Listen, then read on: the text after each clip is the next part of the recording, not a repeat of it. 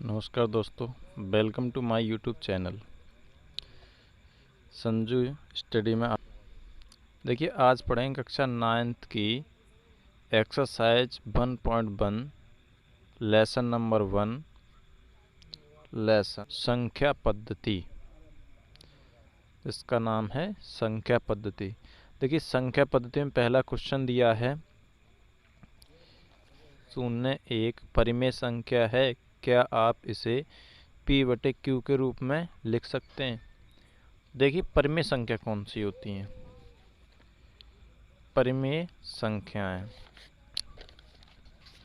यहाँ पर देखेंगे, परिमेय संख्याएं कौन सी होती हैं।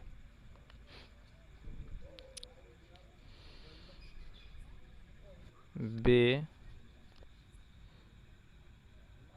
संख्या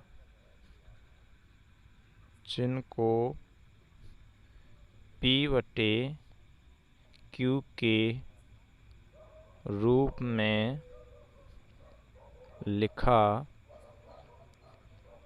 जाता है, यानी वे संख्याएं जिनको P/Q के रूप में लिखा जाता है परिमेय संख्या कहलाती हैं। P/Q का मतलब होता है जैसे मतलब जिन संख्याओं को बटे के रूप में लिखा जाता है। तो देखिए, 2/3 ये क्या है, परिमेय संख्या है। 3/4 ये भी एक परिमेय संख्या, यानी इनको बटे के रूप में लिखा जाता। क्वेश्चन में क्या पूछा है, क्या 0 एक परिमेय संख्या है, क्या आप इसे P/Q के रूप में लिख सकते हैं। तो देखिए, बिल्कुल लिख सकते हैं, क्योंकि आप जानते हैं कि जैसे कोई प्राकृतिक संख्या होती है, जैसे 1 लिखा है तो इसके नीचे 1 हमारा छिपा हुआ होता है, 2 लिखा है इसके भी नीचे 1 हमारा छिपा हुआ होता है। तो ये सभी संख्याएं क्या बटे के रूप में होती हैं। तो 0 भी क्या होता है, 0 है, 0 के नीचे क्या है, 1 है। भाई 0 के भी नीचे 1 है, तो इसको हम परिमेय संख्या के रूप में लिख सकते हैं। लिखेंगे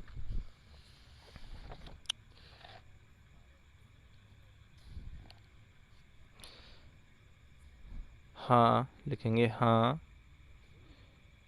0 एक परिमेय संख्या है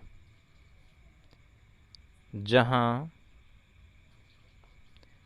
0 और 0 एक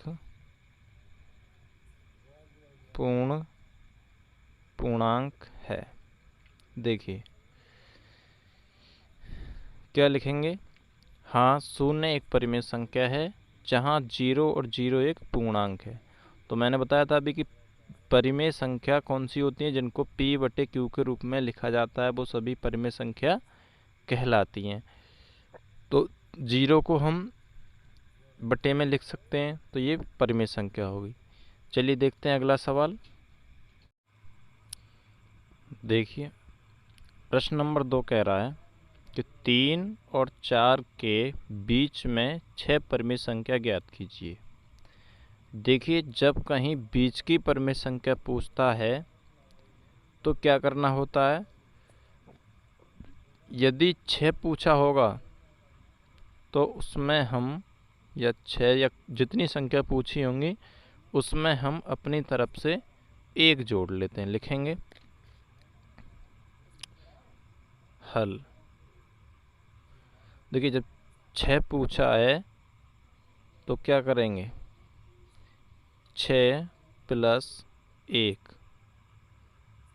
बराबर आ जाएंगे हमारे 7। अगर 7 पूछा होता तो यहाँ पर 7 + 1 बराबर आते 8। अब क्या करेंगे, 3 और 4 को परिमेय संख्या के रूप में लिखने पर, देखिए 3 और 4 को जब हम परिमेय संख्या के रूप में लिखेंगे तो ये क्या हो जाएंगी, 3 और 4 को जब हम परिमेय संख्या के रूप में लिखेंगे तो ये हो जाएंगी हमारी 3/1 और 4/1। अब 3/1 और 4/1, अब क्या करना है, इन दोनों में ऊपर नीचे 7 से गुणा करनी है। तो लिखेंगे 3/1 गुणा 7/7। देखिए ऊपर नीचे गुणा कर देंगे, दोनों दोनों से कट जाते हैं, तो इनमें क्या होता है कि इनका मान नहीं बदलता है। अब देखिए 4 में भी करेंगे, 4/1 गुणा 7/7, यानी लिखेंगे अंश तथा हर में 7 से गुणा करने पर, अंश तथा हर में 7 से गुणा करने पर। गुणा करने पर देखिए क्या होता है, इसकी गुणा करेंगे, 7 तिया 21/7 7। इसकी गुणा करेंगे, 7 चौक 28/7। अब देखिए इतना इतना आ गया। अब इनके बीच की परिमेय संख्या पूछी है, तो इनके बीच की देखो यानी 21 और इनके बीच की क्या हो जाएंगे, तो 22/7, 23/7, 24/7, 25/7, 26/7 और 27/7। देखिए इनके बीच की परिमेय संख्या पूछी है, तो कितनी परिमेय संख्या पूछी थी हमारी, केवल 6 परिमेय संख्या पूछी थी। 3 और 4 के बीच में 6 परिमेय संख्या ज्ञात कीजिए। तो देखिए 6 परिमेय संख्या यही हैं, 1 2 3 4 5 6। इनको हम पॉइंट के रूप में भी लिख सकते हैं, वो भी आंसर सही होगा, और जो हमने बटे के रूप में लिखा है वो भी आंसर सही होगा। चलिए अगला क्वेश्चन देखते हैं। देखिए अगला क्वेश्चन है 3/5 और 4/5 के बीच की 6 परिमेय संख्या ज्ञात कीजिए। तो मैंने आपको बताया था कि यदि 6 पूछेगा तो उसमें हम जितनी संख्या ये पूछता है उसमें हम अपनी तरफ से 1 जोड़ लेते हैं। क्या कर लेते हैं, 1 जोड़ लेते हैं। हल में लिखेंगे, हल बराबर 6 + 1 अपनी तरफ से जोड़ लेंगे, बराबर आ जाएंगे हमारे 7। ठीक है, बराबर हमारे 7 आ गए। तो संख्या दी है हमारी 3/5 और 4/5। अब देखिए इनमें ऊपर नीचे कितने से गुणा करनी है, 7 से, और इसमें भी ऊपर नीचे 7 से गुणा कर देंगे। क्यों कर दें, क्योंकि 6 पूछा है और 1 हम अपनी तरफ से मान लेते हैं। आगे लिखेंगे अंश तथा हर में गुणा करने पर, यानी दोनों के अंश तथा हर में गुणा करने पर। तो देखिए कितना आएगा, 3 सत्ते 21/5 सत्ते 35। इसका आएगा 7 चौक 28/7 पंजे 3 सत्ते 21, 3 सत्ते 21 और 5 सत्ते 35। 7 चौक 28 हो जाएंगे और 5 सत्ते 35। अब देखिए 21 के बाद कितना आता है, 22 ये 35, नीचे 35 ही रहेगा। उसके बाद 23/35, उसके बाद 24/35, उसके बाद 25/35, उसके बाद यहाँ पर लिख लेते हैं 26/35, उसके बाद 27/35। ये हमारा हो गया, यही हमारा आंसर हो जाएगा। अगला सवाल देखते हैं। देखिए क्वेश्चन नंबर 4 में कह रहा है, दिए गए कथन सत्य या असत्य हैं, कारण के साथ अपने उत्तर दीजिए। देखिए ये जो कथन दिए हैं, 3 कथन दिए हैं, इन 3 कथनों में कह रहा है कि ये जो कथन हैं ये सत्य हैं या असत्य हैं। अब देखिए पहला कह रहा है कि प्रत्येक प्राकृत संख्या पूर्ण संख्या होती है। तो देखिए प्राकृतिक संख्या कौन सी होती है, देखिए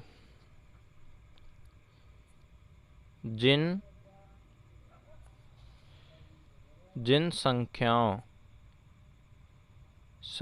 से गिनती शुरू होती है, जिन संख्याओं से गिनती शुरू होती है वो सभी प्राकृतिक संख्या कहलाती हैं। कैसे, जैसे 1 है, 2 है, 3 है, 4 है, 5 है, डॉट डॉट डॉट डॉट अनंत तक, ये सभी क्या हैं, प्राकृतिक संख्या होती हैं।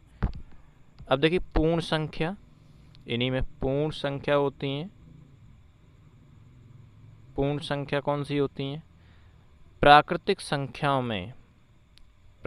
संख्याओं में यदि हम 0 बढ़ा देते हैं तो वे सभी पूर्ण संख्या हो जाते हैं। जैसे 0 हो गया, 1, 2, 3, 4, 5 डॉट डॉट डॉट अनंत तक। यानी जिन संख्याओं से गिनती शुरू होती है 1, 2, 3, 4, 5, 6, 7, ये सब क्या होती है, प्राकृतिक संख्या होती है। और पूर्ण संख्या वो होती है जिनमें 0 और लगा दिया जाता है। तो देखिए वही ये कह रहा है, प्रत्येक प्राकृत संख्या पूर्ण संख्या होती है। तो हल में लिखेंगे हाँ, लिखेंगे हल, तो लिखेंगे हाँ, प्रत्येक देखिए हाँ लिख दिया। अब कारण लिखेंगे क्योंकि सभी प्राकृतिक संख्या पूर्ण संख्याओं में विद्यमान होती हैं। सभी प्राकृतिक संख्या पूर्ण संख्याओं में विद्यमान होती हैं। ये कारण हो गया। दूसरा देखते हैं। दूसरा कह रहा है प्रत्येक पूर्णांक एक पूर्ण संख्या होती है। देखिए प्रत्येक पूर्णांक एक पूर्ण संख्या होती है। तो देखिए पूर्ण संख्या के बारे में आपने अभी पढ़ा था कि प्राकृतिक संख्याएं 1, 2, 3 जिनसे गिनती शुरू होती है। पूर्ण संख्याएं 0 से शुरू होती हैं और अनंत तक होती हैं। अब देखिए पूर्णांक क्या होते हैं, पूर्णांक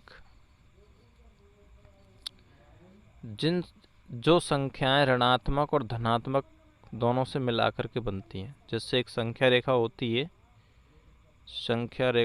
है, उसमें 0 से स्टार्ट होता है और इधर की साइड में प्लस होता है, 1, 2, 3, 4, 5।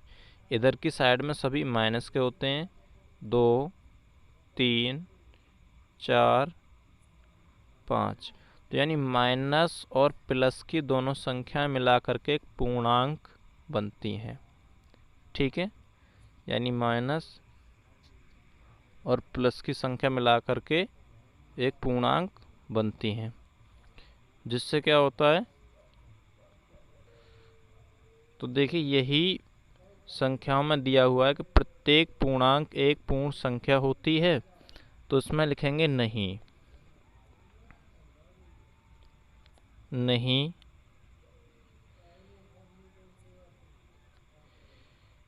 कारण लिखेंगे क्योंकि पूर्णांक संख्याओं में ऋणात्मक संख्याएं भी होती हैं। पूर्णांक संख्याओं में ऋणात्मक संख्याएं भी होती हैं। उसके बाद तीसरा देखेंगे, प्रत्येक परिमेय संख्या एक पूर्ण संख्या होती है। नहीं, देखिए तो इसका जो आंसर परिमेय संख्या मैंने बताया था, परिमेय संख्या जिन संख्याओं को P/Q के रूप में लिखा जाता है, P/Q के रूप में लिखा जाता है, यानी इन संख्याओं को बट्टे के रूप में लिखा जाता है, वो सभी परिमेय संख्या कहलाती हैं। जब कोई भी संख्या दशमलव में होती है, जैसे 2.5, तो ये भी एक परिमेय संख्या होती है, क्योंकि इसके बटे में क्या होता है, 1 होता है। तो वही ये कह रहा है कि प्रत्येक परिमेय संख्या एक पूर्ण संख्या होती है। उत्तर में लिखेंगे नहीं। नहीं क्योंकि, कारण लिखेंगे क्योंकि परिमेय संख्या में भिन्न दशमलव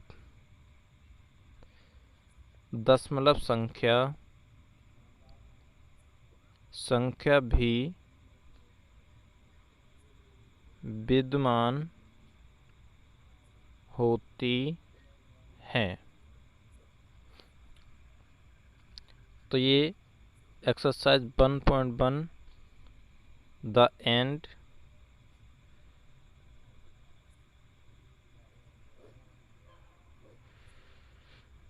तो ये सभी इनके आंसर हैं। पहले का आंसर ये है, प्रत्येक प्राकृतिक संख्या पूर्ण संख्या होती है। हाँ, क्योंकि सभी प्राकृतिक संख्या पूर्ण संख्याएं होती हैं। प्राकृतिक संख्या 1, 2, 3, 4 ये सभी प्राकृतिक संख्या होती हैं। प्रत्येक पूर्णांक एक पूर्ण संख्या होती है। नहीं, क्योंकि पूर्णांक संख्याओं में ऋणात्मक संख्याएं भी होती हैं, यानी धनात्मक और ऋणात्मक। जैसे -2, +4, -3 और +5, ये सभी जिसमें माइनस और प्लस दिया होता है वो पूर्णांक होती हैं। चलिए, तो ये एक्सरसाइज आपकी एंड होती है। उसके बाद अगली वीडियो में एक्सरसाइज 1.2 देखेंगे।